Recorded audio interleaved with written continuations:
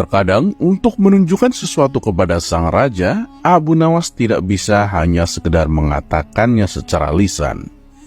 Sang raja harus mengetahuinya dengan mata kepalanya sendiri, bahwa masih banyak di antara rakyatnya yang hidup sengsara. Pada saat itu ternyata masih banyak praktek jual beli budak. Dengan bermodalkan tekad dan niat yang kuat, Abu Nawas berencana akan menjual baginda raja. Menurut Abu Nawas, hanya baginda raja saja yang paling patut untuk dijual. Selama ini hanya baginda raja yang selalu menyengsarakan pikirannya. Sekarang sudah sepatutnya giliran Abu Nawas yang mengerjai baginda. Singkat cerita, Abu Nawas menghadap dan berkata kepada baginda Raja Harun ar-Rasyid, "Ampun Paduka yang mulia, ada sesuatu yang menarik yang akan hamba sampaikan hanya kepada Paduka yang mulia." "Apa itu wahai Abu Nawas?" tanya baginda raja tertarik.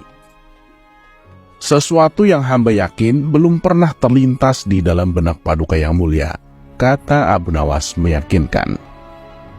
"Kalau begitu, cepatlah ajak aku ke sana untuk menyaksikannya," kata baginda raja tanpa rasa curiga sedikit pun. "Tetapi baginda," kata Abu Nawas sengaja tidak melanjutkan kalimatnya. "Tetapi apa Abu Nawas?" tanya baginda tidak sabar. "Jadi gini Paduka, bila Paduka tidak menyamar sebagai rakyat biasa, pastinya orang-orang akan banyak yang ikut menyaksikan benda ajaib itu," terang Abu Nawas. Karena rasa penasaran baginda sangat besar, maka beliau bersedia menyamar sebagai rakyat biasa seperti yang diusulkan Abu Nawas. Akhirnya Abu Nawas dan baginda Raja Harun ar-Rasyid yang menyamar sebagai rakyat biasa berangkat menuju ke sebuah hutan. Setibanya di hutan, Abu Nawas mengajak baginda raja mendekati sebuah pohon rindang dan memohon kepada baginda raja untuk menunggu di situ.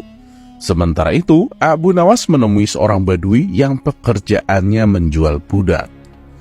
Abu Nawas mengajak pedagang budak itu untuk melihat calon budak yang akan dijual kepadanya dari jarak yang agak jauh. Ia beralasan bahwa sebenarnya calon budak itu adalah teman dekatnya, karena Abu Nawas tidak tega menjualnya di depan mata. Setelah pedagang budak itu memperhatikan dari kejauhan, ia merasa cocok. Abu Nawas lalu membuatkan surat kuasa yang menyatakan bahwa pedagang budak sekarang mempunyai hak penuh atas diri orang yang sedang duduk di bawah pohon rindang itu. Abu Nawas pun pergi, begitu menerima beberapa keping uang emas dari pedagang budak tersebut. Baginda raja masih menunggu Abu Nawas di bawah pohon tersebut.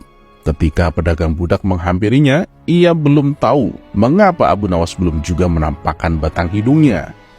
Baginda juga merasa heran, mengapa ada orang lain yang datang menghampirinya. "Siapa engkau?" tanya baginda raja kepada pedagang budak. "Aku adalah tuanmu sekarang," kata pedagang budak itu sedikit kasar. Tentu saja pedagang budak itu tidak mengenali bahwa orang tersebut merupakan baginda Raja Harun ar-Rasyid, karena mengenakan pakaian yang amat sederhana. "Apa maksud perkataanmu tadi?" tanya baginda raja dengan wajah merah padam. "Abu Nawas telah menjual engkau kepadaku, dan ini surat kuasa yang baru dibuatnya," kata pedagang budak dengan nada tinggi. "Abu Nawas menjual diriku kepadamu?" kata baginda makin murka. "Iya," bentak pedagang budak. "Tahukah engkau siapa aku ini sebenarnya?" tanya baginda geram.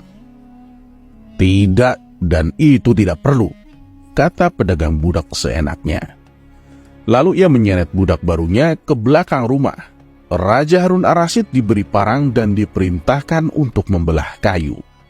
Begitu banyak tumpukan kayu di belakang rumah badui itu, sehingga melihatnya saja sudah membuat Raja Harun ar-Rasyid merasa ngeri, terlebih jika harus mengerjakannya. "Ayo kerjakan," bentak pedagang budak. Raja Harun ar-Rasyid mencoba memegang kayu dan mencoba membelahnya. Namun si badui melihat cara Raja Harun ar-Rasyid memegang kapak merasa aneh. "Kau ini bagaimana? Bagian kapak yang tumpul kau arahkan ke kayu. Sungguh bodoh sekali," jelas pedagang budak dengan nada yang semakin tinggi. Raja Harun ar-Rasyid kemudian mencoba membalik kapak hingga bagian yang tajam terarah ke kayu. Ia mencoba membelah, namun tetap saja pekerjaannya terasa aneh dan kaku bagi si Badui. Oh, beginikah derita orang-orang miskin mencari sesuap nasi? Harus bekerja keras lebih dahulu. Wah, lama-lama aku tak tahan juga, gumam Raja Harun ar-Rasyid. Si Badui menatap Raja Harun ar-Rasyid dengan pandangan heran, dan lama-lama menjadi marah. Ia merasa rugi telah membeli budak yang bodoh itu. Hei Badui, cukup. Semua ini aku sudah tidak tahan, kata Raja Harun ar-Rasyid. Kurang ajar ya, kau ini budakku dan harus patuh kepadaku, kata Badui itu sembari memukul Baginda. Tentu saja, raja yang tak pernah diperlakukan kasar itu menjerit keras saat dipukul kayu. Badui, aku adalah rajamu, Sultan Harun ar-Rasyid, kata Baginda Raja sambil menunjukkan tanda kerajaannya. Pedagang budak itu kaget dan mulai mengenali Baginda Raja. Ia pun langsung menjatuhkan diri sembari berlutut di hadapan Raja. Baginda Raja mengampuni pedagang budak itu karena ia memang tidak tahu.